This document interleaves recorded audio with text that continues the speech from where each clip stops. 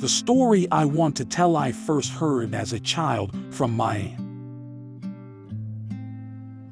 When I was little, she used to scare her nephews with all sorts of nightmares when we came to visit her.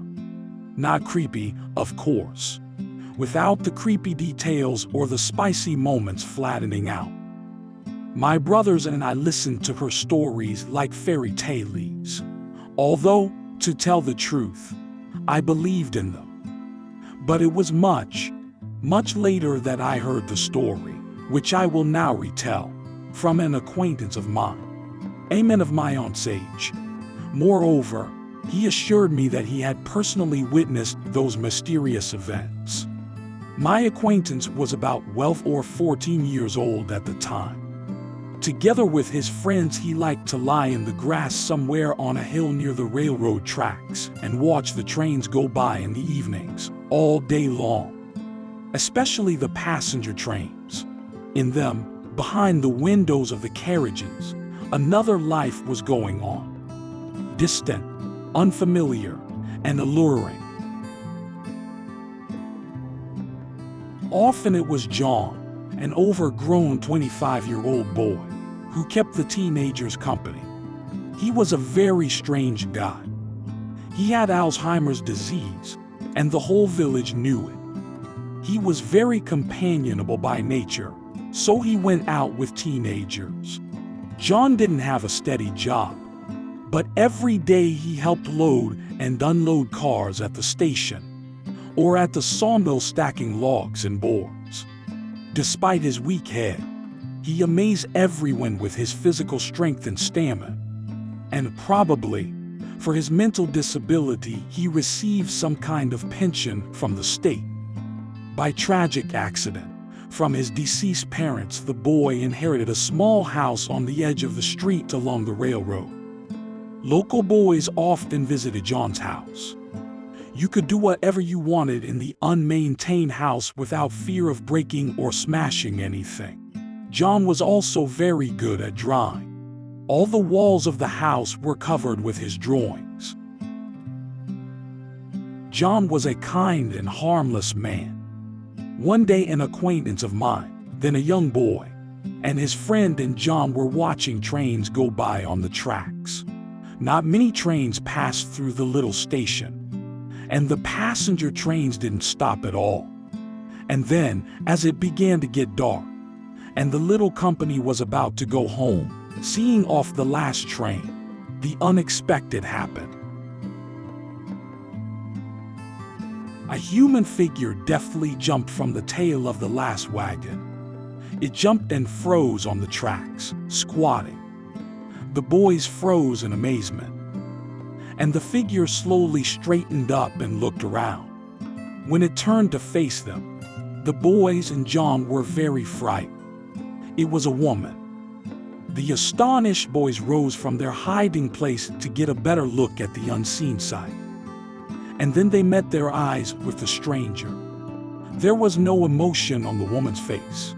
Her eyes only seemed to sparkle in the thickening twilight. She opened her mouth, either to smile broadly or to shout something. The boys froze, seeing a row of teeth with small fangs that made it look like a beast's grin. My acquaintance told me that at first he felt no fear. Besides, the fangs were slightly larger than we are used to seeing in humans. And there was nothing threatening about the woman's appearance. But then the unexplainable happened. The woman actually dropped to all fours and galloped away along the railway embankment. After a few dozen meters, where the forest was almost exactly adjacent to the railroad tracks, she jumped down and disappeared behind the trees. The stunned boys stood frozen in place. What they saw particularly stunned John. He stood looking in the direction where the mysterious stranger had disappeared. Since that night, John had become a different person. He had been very sociable before, but now he stopped talking altogether. He no longer appeared in public. He sat in his house and drew one picture after another, where the main character was always a beautiful woman with wavy black hair and eyes that sparkled with fire. At that moment, something terrible began to happen. It all started when one of the local residents went missing. She had gone into the woods to pick mushrooms and never returned. The whole village searched for the missing woman, but was not found. No sooner had we recovered from the first serious loss, when a week later there was a second. This time a young girl who rashly went into the woods alone disappeared without a trace. People began to talk about a pack of wolves and man-eating bears. Hikes for mushrooms and berries dropped sharply. And if there were any trips to the woods, it was only in a group. The more the better. John was the only one who didn't care. Contrary to what everyone feared, he often went to the woods. He came back late at night, tired but happy. He went like that every day until the cold came. Toward winter, one of the neighbors noticed that John had been looking out his window, which was visible from the street, for 3 days without changing his posture. Even when they waved at him, he didn't respond. We went inside, suspecting something was wrong, and we were numb with horror. It wasn't all John, just a severed head, standing on the windowsill looking out the window.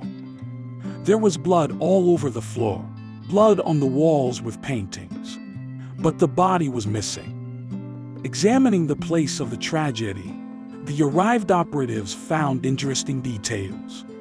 Everything pointed to the fact that for a long time the guy did not live alone in his abode. Behind the curtain in the corner there were 2 beds pushed together. Women's clothes were strewn about, presumably left by their mother and kept in a chest. And many other things indicated the recent presence of a second person in the house, most likely a woman. But, unfortunately, the investigation that had been launched had come to nothing, and the people in the village could not calm down. Only the old grandmothers knew the exact answer. It was all the work of the hands, or rather the paws, of a werewolf. Some, especially the ancient ones, even recalled the similar incident from their distant childhood.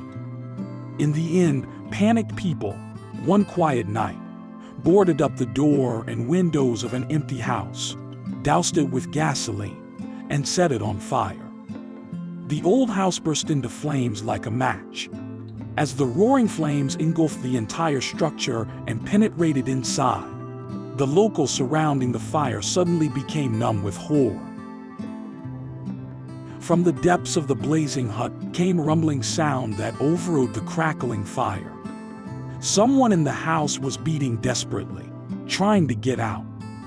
A moment later, there was a terrifying roar. The fire department was called in late. When the remnants of the fire were put out, all that was left of the walls was a black chimney and a couple of logs. And in the morning, when piles of charred logs and ash were removed, investigators found the remains of a human body charred beyond recognition. Even the sex of the man who died in the fire could not be determined. The werewolf was finished. The locals cheered. Only a week later, a group of people who had gone into the woods to pick mushrooms were found dead, torn to pieces. These murders had been done with particular cruelty. Later, the morgue still managed to figure out the identity of the body burned in the fire. It was a long-missing local resident. The werewolf had dragged her into the house. There she had lain for days, after which the fire had started. Then whose scream was heard as the house burned, starting to tear apart the long-dead woman's body. The werewolf smelled smoke, jumped in the window, but it was boarded up. The door was also unusable. Out of desperation, he began to gnaw on the old wooden floors, possessing inhuman strength. The werewolf managed to break the wooden boards that led to the cellar, where John's parents had stored old unwanted items. And by sheer luck, the cellar led to a street not far from the house. After climbing out of the burnt-out house, the charred wolf ran off into the woods. After the death of the mushroom hunters, a group of men with guns walked around for a long time in search of the bloody killer. But they couldn't find anything. Meanwhile, a road train was on its way to a neighboring state. In it rode a woman with her face and body parts bandaged. She was very hungry,